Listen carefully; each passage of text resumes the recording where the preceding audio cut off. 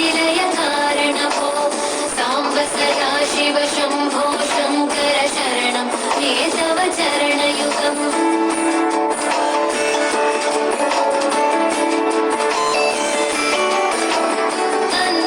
अन्तःकरणविशुद्धिं भक्तिं चत्वयि सतीं प्रदेहि विभो साम्ब सदा शिव शम्भो शङ्कर शरणं हे तव चरणयुगम् करुणावरुणादयमयि दासौदासस्तवोचितो नहि भो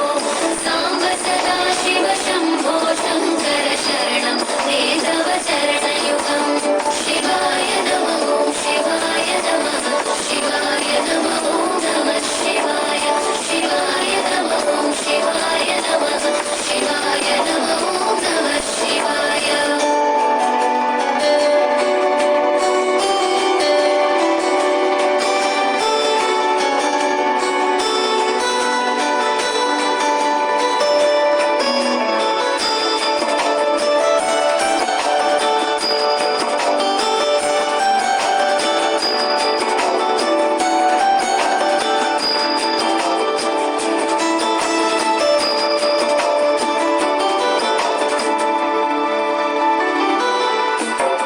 जय कैलासनिवास प्रमथगणाधीश भूसुरार्चित भो